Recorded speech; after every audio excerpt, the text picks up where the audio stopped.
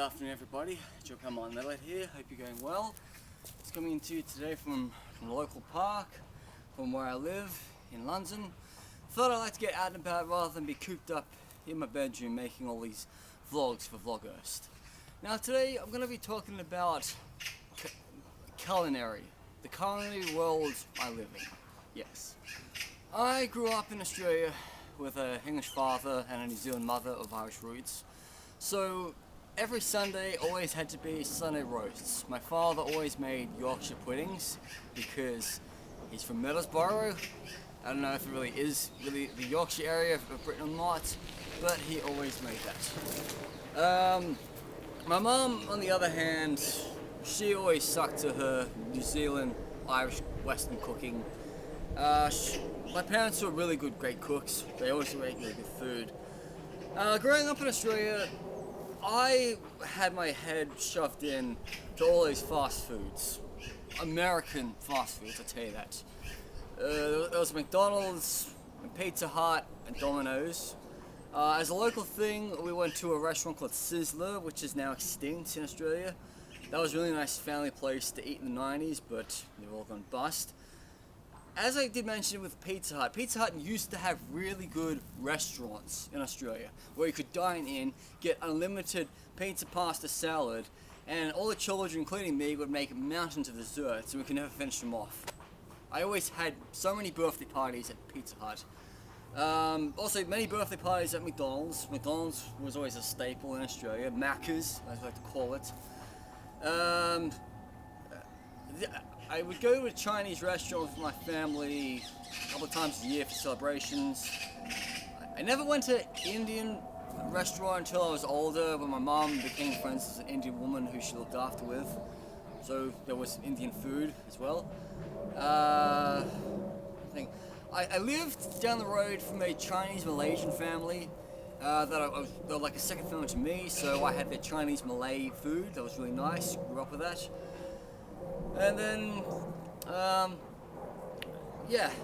30 years in Australia, always, enjoyed lamingtons. My favourite sweets were spearmint leaves, and my favourite chocolate, it has to be the Cadbury Peppermint Free Flow. Now, since I've been in the United Kingdom, I do not eat anything Australian. I don't eat anything from my country of birth. I don't even eat Tim Tams because all this imported stuff from Australia, it's just so expensive. It's like £5 for a packet of Tim Tams or £7 for, a block of Cadbury chocolate. I'm like, I can go without it. I've been without it for like 6.5 years.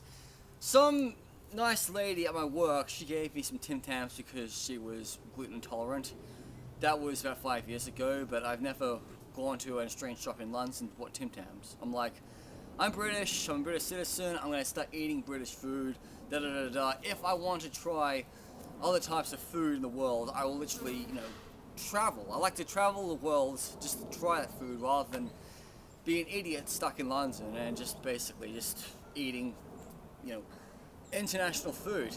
Because, travel does soothe the soul and trying different foods abroad is amazing. In my time in London, I always go to a Persian restaurant in Golders Green called Cafe Persia for a Persian breakfast. I had fun times in Iran many years ago, so I like to reminisce about that by having a Persian breakfast and sholazad, rice pudding. Golders Green, as it is a really big Jewish area, I have been to the Kosher restaurants many years ago to try a mixture of like Israeli and Yemenite Jewish food, which is quite nice. I actually hear that in Bukhara, in Central Asia, the Bukharan Jews also have really good culinary, so I can't wait to try that there. I went to an Eritrean restaurant in Brixton many years ago, and I had some really nice thing called feta, which is like tomatoes served on top of bread, so that was really tasty.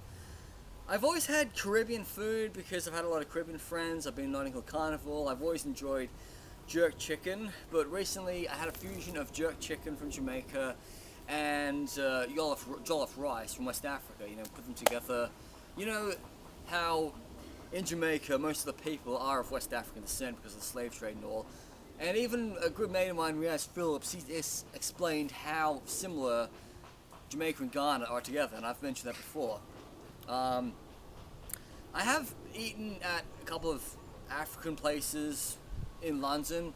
I had peanut stew at a Ghanaian restaurant a couple of years ago, and fufu before I went to West Africa myself. But talking about my travels, the best food I've had would have to be, as I said, well, Iran.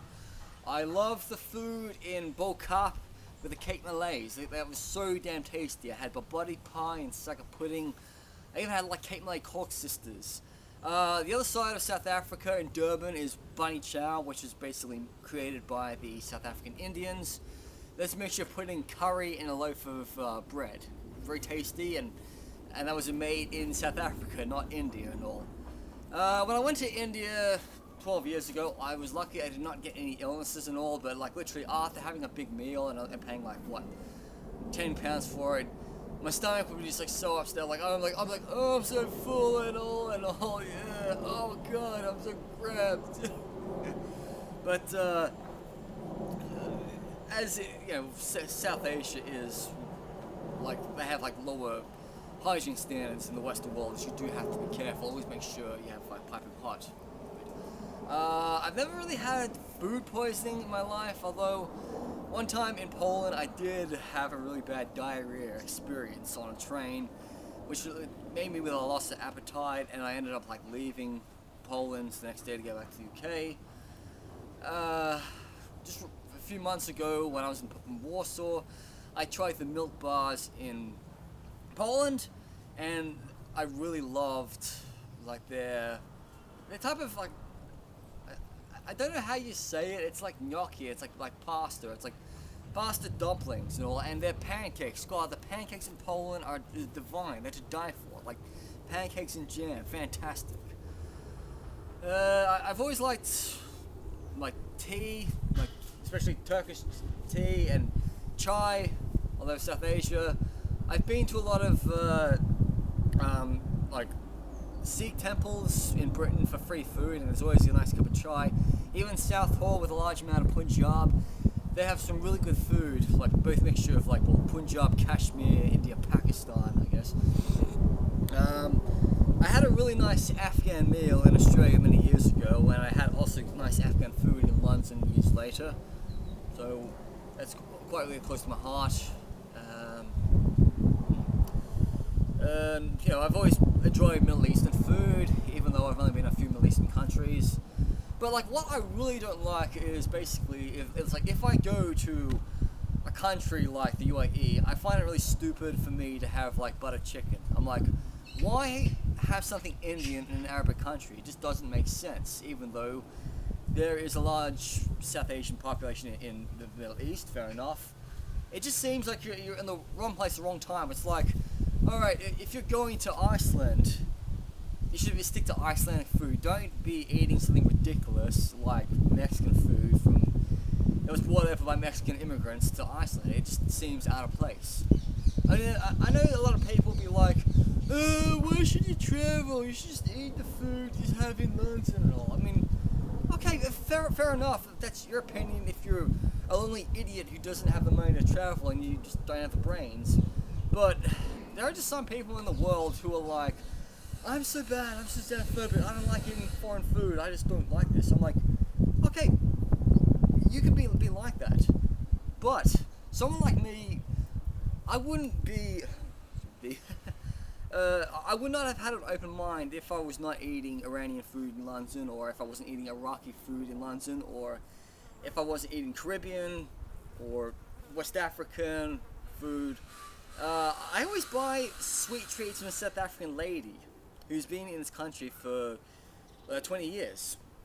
South African food in all parts of the country is divine, no matter who it's made for. If it's made by the Boers, or the British settlers, or the Cape Malays, or the Indians, or the Xhosas and Zulus, their food is divine.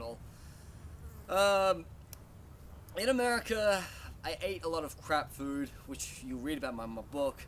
My father said to me after reading my book, he says, I can't believe all the crap food you were eating in America. He said, it's not what you eat that's going to kill you. It's what you don't eat that's going to kill you.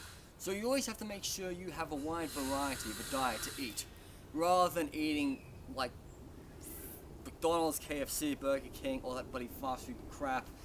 And let's not forget about, you know, sugar-free soft drinks. They're not made sugar-free, but it's still bad for you. Yeah.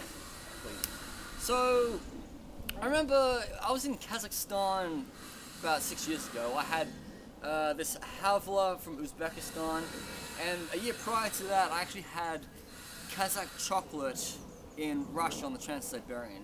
So literally, if I go to one country, then another cuisine is always close to me. Anyway, this is Martin Metalhead. I'm over and out.